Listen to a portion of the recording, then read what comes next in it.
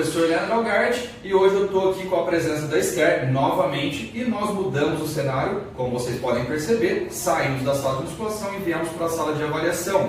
Hoje nós vamos fazer um formato um pouco mais contraído porque o assunto é bem delicado devido aos grandes vieses que pode vir a ocorrer nesse assunto. Então hoje eu estou aqui com a Esther, vou explicar para vocês como vai funcionar e se vocês gostarem vocês vão passar o feedback que a gente pode gravar mais vídeos em cima disso. Então eu e a Esther vai ser um bate-papo aqui, que ela vai fazer algumas questões em cima do tema de hoje, né, que é a última aula 4.3 de glúteo médio e mínimo, né, e a depressão trocantérica, que é um assunto que tem um marketing muito grande em cima disso e a gente vai estar quebrando alguns paradigmas aí e também os alertando sobre o grande viés de ser ou não ser uma depressão trocantérica, tá? A Esther vai começar aqui comigo, né? Se você quiser dar uma palavrinha aí, Esther, fica à vontade.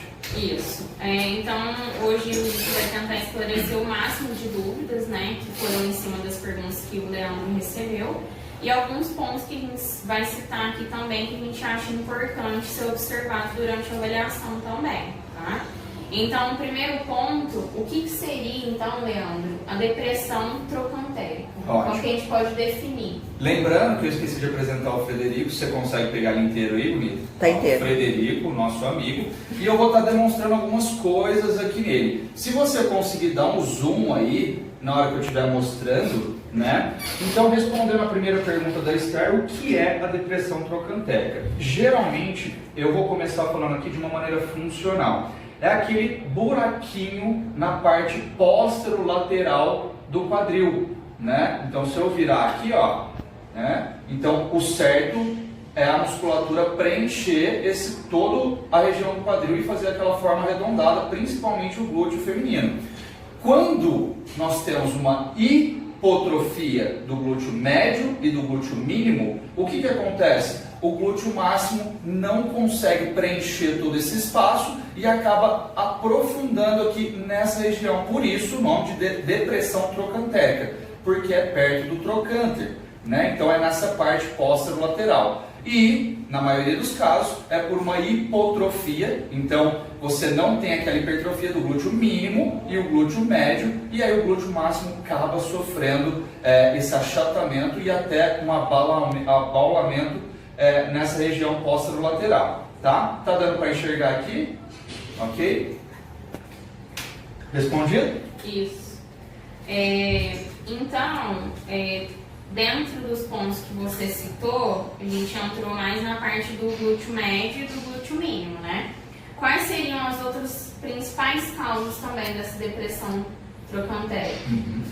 Falando funcionalmente, né, nós temos dois principais fatores, não significa que são os únicos que acometem, que eu na prática já tive vários alunos que apresentaram esses sintomas, que é a retroversão pélvica, principalmente a retroversão pélvica, né, porque o glúteo máximo ele acaba sofrendo a consequência dessa hipotrofia do glúteo médio e do glúteo mínimo, né? Então, a retroversão pélvica, no caso, nós sabemos que o glúteo máximo ele é um retroversor pélvico. Se a pessoa já encontra nessa disfunção de retroversão pélvica, ele acaba perdendo a principal função dele de estabilizador ali da pelve, né? E acaba entrando nessa retroversão pélvica. Então, o primeiro aspecto é a retroversão pélvica, porque ele acaba perdendo a ação dele como extensor numa cadeia cinética aberta, por exemplo. Então, ele acaba hipotrofiando junto com o glúteo médio e o glúteo mínimo. O segundo fator é a conhecida síndrome de abdução do quadril, né? Que a Shirley cita no livro dela, que é justamente o encurtamento dos adutores, dos pares antagônicos. Então, você tem o encurtamento e os músculos retesados dos adutores, e em contrapartida você gera uma hipoativação dos abdutores, né? Então o quadril entra em adução, como a gente já citou na quarta-feira aí no teste de Trendelenburgo também. Então esses são os dois principais fatores que é a retroversão pélvica. Justamente você coloca uma posição do glúteo máximo numa uma posição biomecanicamente falando desfavorável para realizar a força nos exercícios, e ele acaba perdendo a efetividade e prejudicando também nessa depressão. E a outro fator é o síndrome de abdução do quadril, que você tem no encurtamento dos adutores, que está prejudicando a parte externa, no caso, como eu citei aqui no início. Tá. Outros pontos que também tiveram dúvidas foi sobre o formato e o desenho muscular, né? Nessa depressão trochanteric, né? Como que ficaria? Primeiro nós temos que entender que anatomicamente nós não conseguimos mudar o formato. Então a musculatura, a externa nasceu com um estilo de peitoral maior, a Marina nasceu com outro, eu nasci com outro e assim sucessivamente. Porém, basta a gente fazer uma comparação simples. O bodybuilder, ele não trabalha posições, angulações, planos, eixos diferentes, alguma coisinha que vá conseguir melhorar uma deficiência dele em ângulos diferentes. Então, dependendo do ângulo de tração que eu tenho daquela musculatura, eu vou conseguir mudar o desenho final dessa musculatura ou desse grupo muscular, tá? O formato não. Então, neste caso, se a gente se encontra com essas duas funções de retroversão pélvica, funcionalmente falando, e de abdução do quadril, aí sim eu consigo fazer uma correção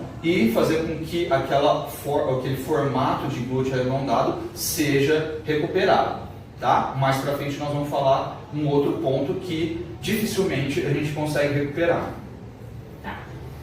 Então, assim, sabendo de todo sabendo diagnosticar, né, observar esses pontos assim da depressão, como que a gente pode fazer então para melhorar esse local afetado? Quais são os métodos que a gente pode utilizar para melhorar isso?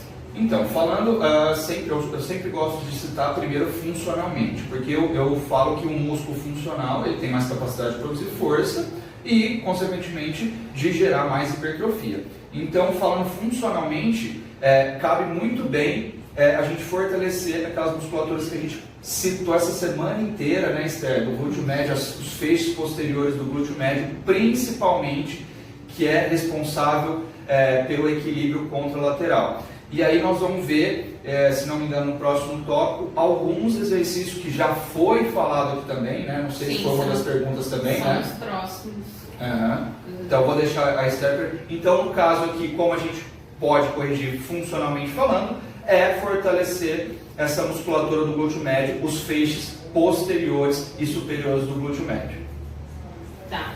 E tem até um detalhe lá